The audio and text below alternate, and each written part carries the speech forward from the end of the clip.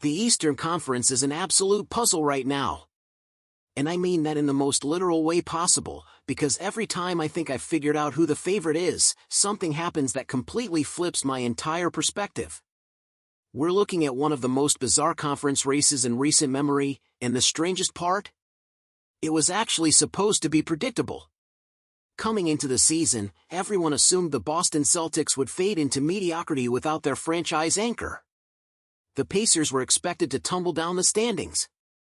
But instead of clarity, we got chaos. The Celtics refused to go away. The Pistons emerged as the number 1 seed out of absolutely nowhere. The Cavaliers made a blockbuster move for James Harden. And the Knicks? They've been a roller coaster with no seatbelts, dominant one week, dysfunctional the next. There are other teams lurking below that could complicate things, but realistically, the top 4, Detroit, Boston, Cleveland, and New York, have separated themselves from the pack. The problem?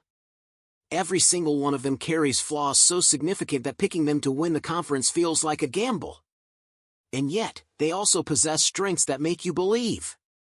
So let's break down each contender, examine why they could absolutely win the East, and explore the very real reasons they might crash out entirely. Let's start with the Boston Celtics, because they might be the most fascinating case study in this entire equation. Nobody expected them to matter this season. The narrative was written before the first tip-off. Without their superstar, they'd be fighting for a play-in spot at best. Instead, they're sitting at 38-20, firmly entrenched as the 2 seed, and looking nothing like a team that was supposed to be rebuilding. Jaylen Brown has transformed into a legitimate number 1 option, playing with a level of aggression and consistency that silences any remaining doubters. Derek White has quietly become one of the most impactful players in the entire league. The advanced metrics love him, the eye test loves him, and he does everything without demanding the spotlight. He rarely turns the ball over, his defensive presence is suffocating, and even when his shot isn't falling, he finds ways to impact winning. Peyton Pritchard has evolved into exactly the kind of microwave scorer every contender needs off the bench. Joe Mazzulla has cemented himself as one of the premier coaching minds in the game. The role players fit. The culture is strong. And now, the finishing piece is finally approaching the horizon. Jason Tatum is coming back. All signs point to his return happening within weeks. The reports of him participating in 5-on-5 practices, the carefully orchestrated hype packages, the mounting anticipation, it all builds toward a moment where the Celtics add an all-NBA caliber superstar to an already dangerous roster. On paper, that should make them the undeniable favorites. But here's where things get complicated. We have absolutely no idea what version of Jason Tatum we're getting. He hasn't played competitive NBA basketball in nearly a year. He's returning from an Achilles injury at a pace that borders on unprecedented for someone of his profile. There's a legitimate scenario where he comes back and simply doesn't look like himself, where the explosiveness is muted, the rhythm is off, and the chemistry with a team that found its identity without him becomes awkward rather than seamless. Even if he's at 60 or 70%, he's still a valuable player. But is that enough to elevate them above the conference's other threats? And beyond Tatum's uncertainty, the Celtics still carry their inherent volatility. This is a team that lives and dies by the three-point line. Some nights they're unstoppable. Some nights they're unwatchable. We saw it last year against New York when the shots stopped falling and the execution crumbled. Nikola Vucevic, their deadline addition, hasn't provided the rim protection you'd hope for from an anchoring big. Teams can attack Peyton Pritchard in space.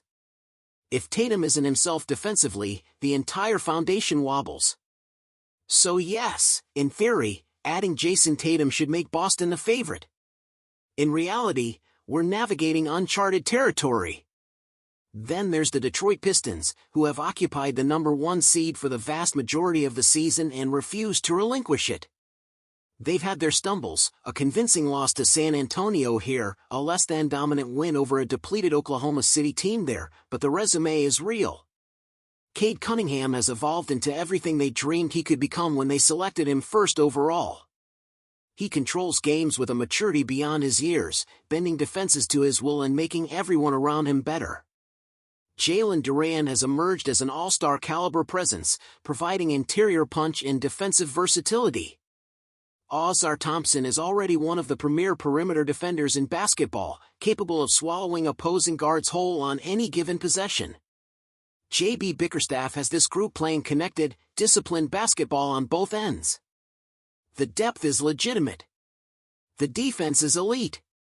So what's the concern? Experience. Or more specifically, the complete lack of it. This core hasn't been through playoff wars. They haven't faced the adjustments, the physicality, the mental grind of 7-game series where opponents exploit every weakness. And the weaknesses exist. The shooting can get shaky. The secondary creation behind Cade is a genuine question mark when teams load up on him, who consistently generates offense. Tobias Harris has playoff experience, but his history is filled with moments where he faded when his team needed him most. If Cade gets slowed down, if the attention becomes overwhelming, can this group generate enough quality looks to survive 4 rounds? The Pistons are absolutely good enough to win the Eastern Conference. They're also the kind of 1 seed that feels vulnerable earlier than expected. And that's not a slight against them, it's just the reality of a team built around youth and potential rather than proven playoff resilience. The Cleveland Cavaliers present an entirely different set of questions. Since acquiring James Harden, I've been progressively more convinced that they might be the team to beat. The fit alongside Donovan Mitchell has been electric, 2 dynamic shot creators who can destabilize any defense. Harden's playmaking has unlocked new dimensions for Jarrett Allen and the entire frontcourt. Evan Mobley remains a defensive anchor with room to grow. When healthy, this roster has firepower and versatility. But when healthy has always been the operative phrase with Cleveland. Darius Garland's injury history is well documented. Mitchell carries his own wear and tear. And now, just as things were coming together, James Harden suffers a broken finger. It's his non-shooting hand, and early indications suggest he'll play through it rather than miss significant time. But Harden's playoff track record is already complicated, moments of brilliance mixed with stretches of inexplicable passivity. Add a compromised finger into the equation, and the volatility multiplies. This is a team that looked completely outclassed against Oklahoma City in a recent marquee matchup. We haven't seen enough of them against elite competition to feel confident. And now their most important addition is dealing with an injury that could linger. Every time Cleveland builds momentum, something intervenes. It's starting to feel like a pattern rather than bad luck. That leaves the New York Knicks, who might be the most volatile team in the entire conference. They've been brilliant. They've been terrible. They won the NBA Cup and looked invincible. Then they lost to everyone and looked lost. Now they're somewhere in the middle again, searching for consistency. Jalen Brunson's numbers have quietly trended downward, and while he's still a handful for any defense, the peak version of him hasn't been consistently available lately. Karl-Anthony Towns, coming off the best offensive season of his career, has never looked comfortable in Mike Brown's system. The chemistry isn't there. The rhythm isn't there. Mikal Bridges and OG Anunoby provide elite defensive versatility, but offensively they're 2 of the most unpredictable players in the league. Some nights they combine for 50 on efficient shooting. Other nights they disappear entirely. Josh Hart is an X-factor whose 3-point shooting swings series. Mitchell Robinson's availability is always a question. The backup frontcourt is thin. Deuce McBride's minutes have been inconsistent. This roster has as much talent as anyone, but talent doesn't automatically translate to cohesion. And with the Knicks fighting for seeding positioning, potentially landing in the 3 or 4 spot, their path could be brutal.